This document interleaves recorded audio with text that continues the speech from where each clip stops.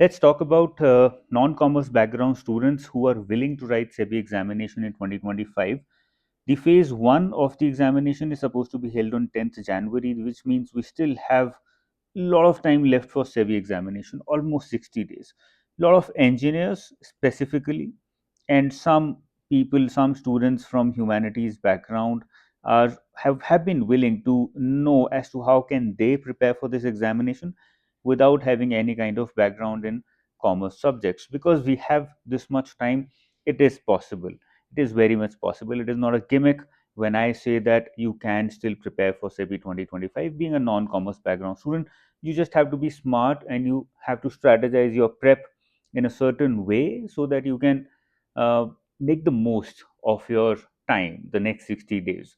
Plus you have another 40 days for phase 2 of the examination, in which you can revise all these commerce subjects once again. So you have 100 days. Now 100 days is not less, that means more than 3 months.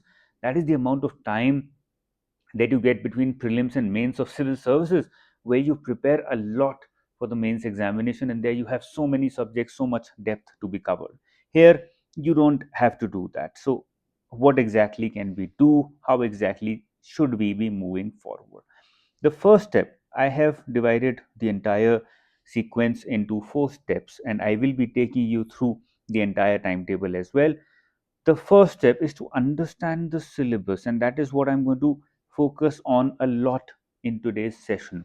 I will help you understand the syllabus so that with this understanding you can play more smartly and try and cover the subjects that can give you more outcome.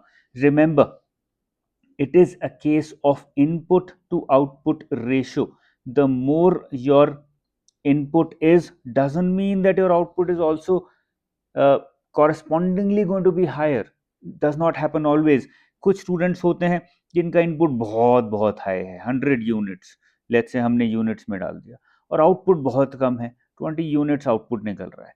Input is very high, output is very less. You have to do the complete opposite.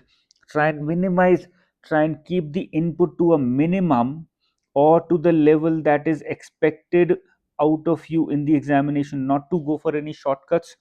So let's say the minimum input you need in order to crack the examination is 50 units. So what do? I try and spend about 55 units worth of energy on my inputs, and then I try and work on my outputs कि यार output मेरा 100 max है तो 95 units करना है किसी तरह से. With an input of 55, how can I increase my output to 95? That is what we are going to do today. By understanding the syllabus, that is the first step. You understand the syllabus, you become smarter. You become smarter, you start using more of your common sense. You start using more of your common sense, you start beating the crowd. Because remember, 99% of the students are busy watching reels. 99% of the people, not even students, busy watching reels. 99% of the students busy chatting on Telegram and Reddit. If you are not, just out of that league, automatically you are way ahead. Now, all that you have to do is beat the remaining 1% students left in knowledge. And along with knowledge, you can use common sense as well to improve your input to output ratio. That is what we are going to do today. Okay, step 1, understand the syllabus. That's what we are going to do by looking at this entire timetable. Step 2, go through previous year papers to know what is asked in the examination. Now I will be doing all of that today itself, in this session itself, by marking these things. These markings have been done based upon previous year paper analysis, but I would recommend that you also go through the previous year papers so that you have first hand understanding. Now in my YouTube channel, I've already gone through all the previous year papers subject wise. I recommend that you go through those as well. Step 3, identify the topics to be read first. Easy and moderate, that's the classification that I have done, and that is how I'm going to give you a correct sequence that you can follow in order to beat the competition, in order to, despite being from non-commerce background, be able to move ahead of all kinds of students, whether it is a commerce student or a non-commerce student. And step 4 is to cover the remaining topics if and only if time permits, and time will permit, so you will have to cover the remaining topics. Why? Because a lot of students who are in this 1% category are competitive students, they're smart students, they're not dumbos, they're going to make your life difficult. These are very competitive, highly put students with high potential who want to clear the examination at any cost, and they are going to cover all the topics. So you can't be left behind, you also have to try and cover all the topics, given that you have 60 days for phase 1 and another 40 days for phase 2. You have time to cover everything. But let's begin one by one. What exactly would be your right course of action in order to clear SEBI phase 1 and then phase 2 and finally reach the interview? Okay, there are a total of 6 subjects. We will start with finance. These are all the topics that are given in the syllabus, and also the topics that I have covered that are probably not given in the syllabus of SEBI, but questions have been asked from these areas. Okay, what have I done? Whatever, wherever I say easy or moderate as level, that means that it is doable. Number one, you should be doing it, you can do it in a small span of time, and number two, it is regularly asked in the exam. So I've combined these two in order to myself come out with this category of level, wherein easy and moderate means it is doable and it is regularly asked in the exam, whereas there is a category of difficult, and it's very simple. It gets beaten on both these parameters. It is not so doable, it requires more time, it is difficult, and it is not regularly asked in the exam. Okay, therefore you try and spend less energies on levels wherever I have mentioned as difficult. You try and keep it for later. You don't try and stick your head into it right when you start your prep, because I have to understand, you also have to understand that you're not a commerce background student, therefore your understanding is going to be limited. So you have to start with the easy areas and then move to the difficult areas. Okay, let's begin. In finance, chapter 1 is everything about regulatory bodies, all kinds of regulatory bodies, facts about regulatory bodies, functions of regulatory bodies, various schemes and programs by regulatory bodies. These all are important, and at the same time they're easily doable. Okay, you will find a lot of text very easily. Now let's come to the second point as well, which is connected with this. If you're not from a commerce background, then how can you expect yourself to excel in an examination where, who are the people competing with you? Chartered accountants, company secretaries, these are the people competing with you. So how can you expect yourself to excel in it without any kind of guidance? Try and look for the right guidance where you believe in. If you believe in a person, if you believe in a teacher, and you say, okay, I think that this teacher is going to teach me the right things, let me go under his or her guidance and try and crack the exam. Okay, take that. I know you would not want to listen to that, but you have to realize it, because you're not from, if I want to study physics tomorrow, I know I can't do it without any guidance. I will not be able to understand a thing in physics without any teacher teaching me. I can, yes, try and get free guidance on YouTube if I'm smart enough to find the right sources, but I will certainly need some kind of guidance. So I say that this entire chapter is easy because it is something that a layman can also understand, number one, and number two, it is a lot about facts, a lot about schemes and programs, which is easily understandable. Monetary policy is conceptual, there you might have to spend some more time to understand it, but it is important as well. It is also regularly asked in the exam, therefore it has been categorized as easy. Then you have financial markets. Financial markets may, you have markets, you have instruments, and you have institutions. These are the three broad classifications of finance: markets, instruments, and institutions. And the fourth is this one, you have regulatory bodies. Okay, so markets, instruments, institutions, it's a mix of conceptual and factual. There are a lot of areas where you will see that a lot of facts are mentioned, but also at the same time you will find a lot of areas where there are a lot of concepts involved. For example, hybrid instruments called as derivatives, bond instruments, debt instruments called as bonds and debentures, These are factual as well as conceptual, and we are seeing regularly questions from here. That is why I've marked it as moderate, because it's a mix of facts and concepts, but at the same time, it is important. You can't skip it. Okay. Then you have financial inclusion, which is mostly conceptual and easy, which means it is also easily doable. It is also regularly asked in the examination. So you better do it. Okay. The next one is alternative sources of finance. In the list of all the important areas, although this is factual, I've marked it as difficult for the simple reason that it is takes time to understand, because it is a lot of facts are involved, and at the same time it is not regularly asked in the exam. So why cover it in the first instance? You try and leave it for later if you get time. Non-banking system.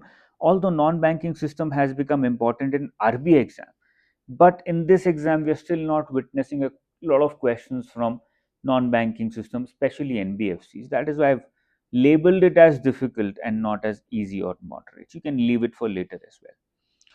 Fiscal policy, GST, finance commission, all these three different topics are easy or moderate, which simply means that they are doable and at the same time they're regularly asked in the exam. So you better do it in the first instance itself. Okay, that is how this classification can help you beat the competition, by trying to be specific in your prep. Try and not cover everything as it is taught by the teachers, because you have to apply your own mind as well.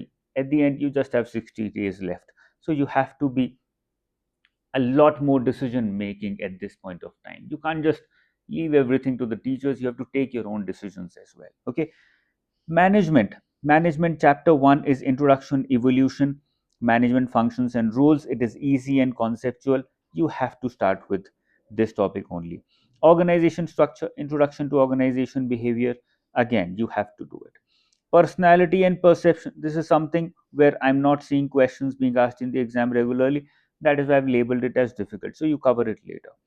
Motivation and leadership, communication, morale, incentive, human resource, training, all of this is either moderate or easy. Why is it so?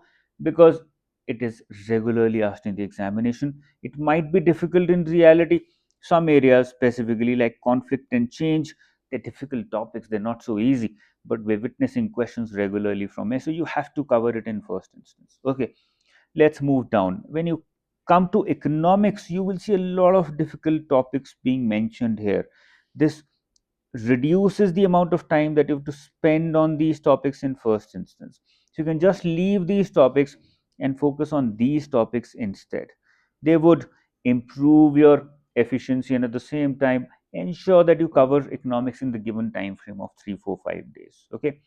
So demand and elasticity of demand, supply elasticity of supply, then inflation, business cycle, BOP. These are the easy areas that you have to cover in first instance. Other things related to microeconomics, I'm not seeing so many questions coming from other areas. You have to cover it, but cover it later, not right now. Companies Act. Now this is where it gets a little complicated, because companies in Companies Act, you can't segregate between chapters that these are the important chapters, these are the less important chapters. You have to cover everything that is given under Companies Act. Number 1, under Companies Act, and number 2, whatever is mentioned in the syllabus. The syllabus specifically brings out some chapters. So you cover those specific chapters first, and then you move to the entire Companies Act. Okay, so cover those chapters. For example, depreciation, inventory. Okay, some areas are given specifically. You have to cover them, and then you move forward to other areas. Okay. Then you come to commerce and accountancy. In commerce and accountancy, the problem that you will see is, let me show you, moderate, everything is moderate other than accounting standards, which means that although it is difficult, it is not so easy to cover, to remember, to memorize, to understand, to realize. It is not so easy to apply commerce or accounts specifically in the examination if you've never read in the past. But at the same time, it is regularly being asked in the examination, so you can't skip it. So you have to cover almost the entire accounts as is given in the syllabus, as is given in the course if you're using the course. Accounting standards is something that you can completely skip in first instance. Why? Because we're witnessing one or two odd questions from accounting standards. You try and cover it later for phase 2, when you will have another 40 days to revise everything, and you would have covered everything, all the remaining areas in one. You would have already covered it once or twice before phase 1.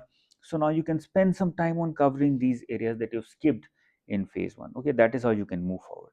Costing, exactly the same thing you will see in costing also. Everything has been marked as moderate. Why?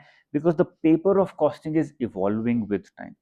This is the one paper, one subject that is evolving the most. It used to be one of the easiest, but now it is becoming more and more difficult as time is passing. So you try and cover entire costing as much as possible before phase 1 itself. Lot of questions are coming from costing, so it is going to give you a lot of output.